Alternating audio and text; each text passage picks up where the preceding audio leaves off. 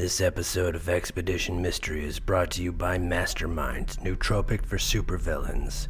Whether you're trying to take over the world or cramming for evil medical school, Mastermind, nootropic for supervillains is your go-to cognitive enhancer. A caffeine-free concoction of all-natural ingredients, specially formulated to boost your brains when you need it the most. Mastermind, nootropic for supervillains. From drmystery.com. Link in the show notes. The disappearance of Sneha Philip. Sneha Philip, an Indian-American physician last seen on September 10, 2001, became one of the most controversial missing persons cases surrounding the September 11 attacks. Born in Kerala, India, Sneha and her family later settled in upstate New York, where she pursued her education, ultimately graduating from Johns Hopkins University and embarking on a career in medicine. Her last confirmed sighting, captured on a department store surveillance camera near her home in Lower Manhattan, places her near the World Trade Center just a day before the tragic terrorist attacks. Sneha's family believes that she may have lost her life while rushing to aid victims that morning. Her husband and family, however, spent years contending with law enforcement, legal battles, and contrasting narratives that only deepened the mystery surrounding her disappearance. Sneha was born in Kerala, India, but her family eventually moved to the United States, settling in upstate New York.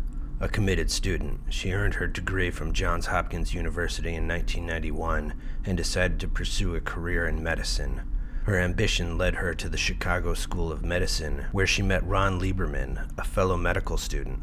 Both shared creative interests, she in painting, he in music, and eventually married in 2000. The couple moved to New York City, with Sneha working as an intern at Cabrini Medical Center in Manhattan, while Lieberman was placed at Jacobi Medical Center in the Bronx. September 10, 2001 was a day off for Sneha. She reportedly told her mother over a long online chat that she planned to visit the Windows of the World, a restaurant atop the World Trade Center's North Tower, where a friend's wedding was to be held in the spring. Following the conversation, Sneha dropped clothes off at a dry cleaner's and shopped at Century 21, a nearby department store, purchasing several items using the couple's American Express card. Century 21's security footage showed her shopping that evening. This tape, along with credit card records, became the last confirmed trace of her presence. When Lieberman returned to their apartment around midnight, Sneha was not there. He assumed she had stayed out, as she had done previously, and went to bed. Around 4 a.m., his cell phone registered a call from their apartment, which he vaguely recalls checking in a half-asleep state. By the next morning, as he left for work, she had still not returned. After the September 11th attacks, Sneha was reported missing. Her family, like the families of other missing individuals, posted flyers and shared her story with the media. However, her case drew immediate questions because there was no direct connection between her last sightings and the World Trade Center attacks. In fact, Sneha's brother initially provided misleading information, claiming to have heard from her during the attacks in hopes of spurring public interest. Her family, along with Lieberman, hired private investigator Ken Gallant, who discovered signs that Sneha might have returned to their apartment building early on September 11th. A call from the apartment to Lieberman's cell, along with grainy footage of a woman with similar hair and dress entering the building lobby at 8:43 a.m., suggests she might have gone home briefly before the attacks. Gallant and Lieberman initially considered other possibilities.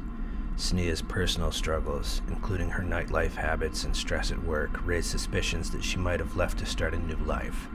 However, no evidence, such as travel plans, communications, or the use of her passport, suggested that she intended to disappear. Eventually, both men concluded she had likely responded to the emergency as a physician, rushing to aid those affected by the attack, and perished in the disaster. The New York Police Department took a different approach, citing factors in Sneha's personal life as evidence against her having died in the attacks. Their investigation found that she had reportedly been terminated from Cabrini and frequented gay and lesbian bars, sometimes living with women she met there. The NYPD further alleged that Sneha's brother had discovered her with his girlfriend, though the family disputes this account as fabrication. With these findings, the NYPD suggested she may have faced an unrelated fate, such as foul play or an intentional disappearance.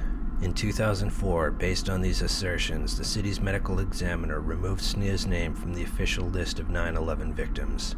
Her family, however, continued to fight to have her recognized as a victim of the attacks, citing her last conversation with her mother about visiting the World Trade Center and the likelihood that she would have intervened as a medical professional. In 2006, Sneha's family petitioned the New York County Surrogates Court to officially recognize her as a 9/11 victim. Their case faced challenges, particularly around the standard of clear and convincing evidence requiring to prove her exposure to lethal peril. The court ruled against the family, arguing that the circumstances of her death remained inconclusive and designated her official date of death as September 10th, 2004. Undeterred, Sneha's family pursued an appeal, contrasting her case with that of Juan Lafuente, another alleged 9/11 victim who was recognized as such with similar circumstantial evidence. In 2008, a New York appeals court overturned the earlier ruling, declaring that it was highly probable Sneha had perished in the attacks, officially naming her as the 2,751st victim of the Twin Tower collapse. Judge David Sachs, representing the majority opinion, emphasized that while there was no absolute certainty, the evidence strongly suggested her death was related to the attacks. Sneha's family and friends have since honored her memory through various tributes. She was memorialized at the National September 11th Memorial South Pool, and her family established a memorial in Kerala that aids underprivileged patients. Although Lieberman was ineligible for compensation due to the closure of the Victim Compensation Fund, he has maintained a close relationship with Sneha's family, even as he remarried in 2010 with their encouragement. The story of Sneha and Philip embodies the complexities surrounding victims of the September 11th attacks, particularly those without direct evidence of their presence at the World Trade Center. For her family, the legal recognition of her as a 9/11 victim offers some comfort, but the circumstances of her death remain mysterious. Sneha's legacy, however, endures through memorials and the lives she touched, honoring a woman who may have been lost while helping others during one of history's darkest days. The disappearance of Michele Harris. On the night of September 11th, 2001, amid the national chaos following the terrorist attacks, Michele Harris, a 35-year-old mother from Spencer, New York, vanished without a trace. Her car was discovered abandoned the next morning on the road near the home she shared with her estranged husband, Cal Harris, and their children. The mystery of Michele's disappearance has persisted for over 2 decades, marked by an intense series of legal battles and investigations, eventually culminating in multiple murder trials against Cal Harris, yet without any conclusive resolution. Michele Taylor met Cal Harris in the late 1980s while working at one of his family's car dealerships in Tioga County, New York. The couple married in 1990 and eventually settled on a sprawling 252-acre estate in Michele's hometown of Spencer. They had 4 children together, yet their seemingly idyllic family life began to unravel in 1999 when Michele discovered Cal's infidelity during her pregnancy with their youngest child. She confronted him, yet despite his promises to end the affair, it continued, leading Michele to seek solace in her own secret relationships. In 2001, Michele filed for divorce, setting off a contentious battle over the Harris family's wealth. Cal allegedly tried to block the divorce, and their arguments grew increasingly hostile. Michele confided in friends and family that Cal had threatened to make her disappear without a trace, an ominous warning that would take on new meaning after she went missing. The divorce proceedings, which had yet to be finalized, positioned Cal to lose a substantial portion of his fortune if Michele were awarded a large settlement. On the evening of September 11, 2001, Michele completed her shift at Lefty's, a restaurant in Waverly, New York, where she had been working as a waitress since April. After closing, she spent time in the parking lot with her co-workers before heading to the home of Brian Early, her boyfriend in the nearby town of Smithborough. Early later recounted that Michele left his home around 11 p.m. This was the last confirmed sighting of her. The next morning, Michele's van was found abandoned on the road near the Harris property. The vehicle was unlocked with the keys still in the ignition and various items scattered inside. Cal appeared unfazed by Michele's absence, suggesting that she might have gone to New York City despite her car being left behind. The Harris family's nanny, Barb Thayer, found Cal's nonchalance disturbing and alerted the authorities. Yet, due to the demands on law enforcement in the wake of the September 11th attacks, the investigation into Michele's disappearance began with limited resources. As police investigated Michele's disappearance, suspicion quickly fell on Cal. His reaction to her absence struck many as indifferent. Soon after she vanished, he reportedly began dating other women and selling Michele's belongings, behavior that many found troubling. Michele's family and friends, who were well aware of Cal's prior threats, believed he had something to do with her disappearance. Investigators found blood traces in the Harris home's garage and kitchen areas, which strengthened suspicions, though the blood quantity and distribution were inconclusive. In 2005, based on the circumstantial evidence and previous threats Cal had allegedly made, he was indicted on a charge of second-degree murder. However, without Michele's body, it was challenging to build a definitive case against him. Even so, Cal went on trial 4 times with varying results. The first 2 trials resulted in convictions that were later overturned on appeal due to procedural issues and newly discovered evidence. The third trial ended in a mistrial when the jury could not reach a unanimous decision. In a final bench trial, Cal was acquitted in 2016, yet the case left the community divided and unresolved. The Harris case drew national media attention, with Michele's family steadfast in their belief that Cal was guilty. Cal maintained his innocence throughout the trials, even suing state and local law enforcement agencies for what he claimed was malicious prosecution. His defense team argued that law enforcement focused on him to the exclusion of other possible suspects, including one of Michele's boyfriends at the time. A lead investigator for the defense later published a book suggesting that Michele's ex-boyfriend may have been involved, pointing to certain evidence found at the ex-boyfriend's residence. Michele's family, however, continued to see Cal as the primary suspect. The acrimonious nature of the case drove a wedge between Michele's relatives and her children, who remained divided over their father's guilt or innocence. Despite the court's ruling, her family's search for answers has never ceased, holding out the hope that one day they might find the evidence needed to bring Michele justice. The Harris case underscores the challenges in prosecuting murder cases without a body, especially when circumstantial evidence is the primary basis for suspicion. It also illustrates the complexities of domestic violence cases where threats may not be taken seriously until it is too late. Cal's multiple trials underscore the importance of procedural fairness, but they also left the public with an unsettling sense of unresolved justice. Furthermore, the Harris case highlights the emotional toll on the families and communities involved. Michele's disappearance left her children, family, and friends grappling with loss, suspicion, and resentment. Her children, caught between loyalty to their father and uncertainty about their mother's fate, faced additional trauma from the protracted legal proceedings and ongoing media scrutiny. The disappearance of Michele Harris remains one of the most perplexing unsolved cases in New York State history. Despite exhaustive investigations and 4 trials, the mystery endures, as Michele's body has never been found and no definitive answers have emerged. For Michele's family, the pain of her absence is compounded by the lack of closure, while Cal, after years of legal battles, remains a free man, adamant about his innocence. The legacy of the Harris case is a somber reminder of how justice can be elusive, even when the legal system exhausts its options. In the face of uncertainty, those left behind continue their quest for truth, refusing to let Michele's story fade away. The disappearance of Rilya Wilson. Rilya Shanice Wilson's disappearance in 2001 exposed severe mismanagement within Florida's Department of Children and Families. Born on September 29, 1996, Rilya had been placed into foster care after her mother's parental rights were terminated. The child's foster mother, Geraldine Graham, claimed an unidentified social worker took Rilya for an evaluation on January 18, 2001. This was the last time she was reportedly seen, and it took 2 years for authorities to discover that Rilya had gone missing, a shocking failure that highlighted DCF's negligence.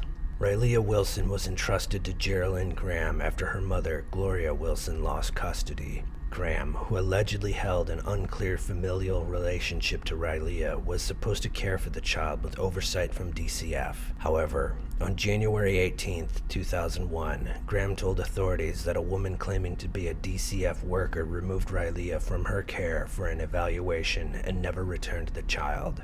Astonishingly, this alleged removal went unreported for nearly 2 years. During this time, Graham continued to collect state payments for Rilya's care, cashing checks despite the child's absence. It was not until April 25, 2002 that Rilya was officially reported missing when DCF staff, including caseworker Deborah Muskelly, were unable to locate her during a routine visit. The discovery led to scrutiny of DCF's handling of Rilya's case, especially considering that Muskelly had recorded regular visits with the child that never occurred. This glaring failure pointed to deep-seated flaws in the system, which allowed for such gross negligence and misconduct. Following Rilya's disappearance, Graham was eventually arrested for fraud related to accepting payments for Rilya's care, despite knowing she was no longer in her custody. Additionally, caseworker Muskelly faced multiple charges, including grand theft and official misconduct. Though Muskelly pled guilty to misconduct and was sentenced to probation, she was never directly charged in connection to Rilya's disappearance.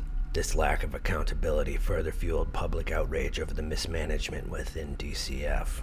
As authorities delved deeper into the case, disturbing allegations about Rilya's life in Graham's care came to light. Witnesses testified that Graham had subjected the child to horrific abuse, including locking her in a dog cage, tying her to her bed at night, and locking her in a laundry room for extended periods. Despite these horrific claims, Rilya's body was never found, and the circumstances surrounding her death remain unclear. In 2005, a breakthrough occurred when fellow inmate Robin Lunsford testified that Graham had confessed to killing Rilya while in jail. According to Lunsford, Graham believed Rilya was evil and claimed she had killed the child because of these perceived demons. 2 other inmates also testified, further implicating Graham in Rilya's murder. Despite these confessions, no physical evidence was found to support their claims, making it difficult for prosecutors to conclusively prove Graham's guilt. During the trial, evidence of abuse, including the use of a dog cage and plastic restraints, was presented, painting a horrifying picture of the conditions Rilya had endured before her disappearance. Nevertheless, Graham maintained that a DCF worker had taken Rilya away, a story investigators in the court did not believe. The jury convicted Graham of kidnapping and child abuse, but was unable to reach a unanimous decision on the murder charge, deadlocking 11-1. In January 2013, Graham was sentenced to 55 years in prison for kidnapping and child abuse, effectively ensuring that she would spend the rest of her life behind bars. Prosecutors had sought a life sentence, but Graham's age at the time, 67 years old, meant that her prison term would function as a de facto life sentence. Rilya's case sparked widespread outrage and prompted significant reforms in Florida's foster care system.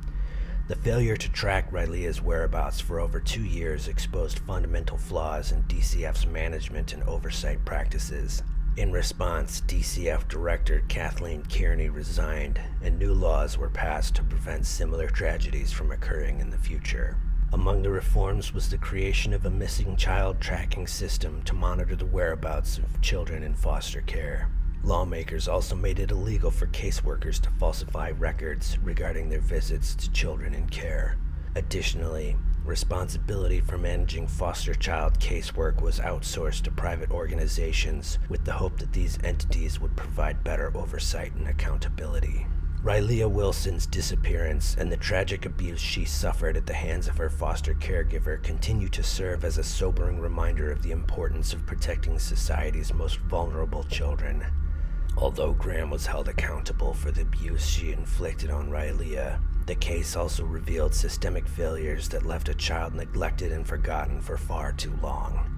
Today, the reforms prompted by Rilya's case aim to prevent such oversight and ensure that no child in the foster care is ever lost or unprotected again. Some people disappear without a trace, as if the hand of some eldritch thing reached out from the shadows and took them.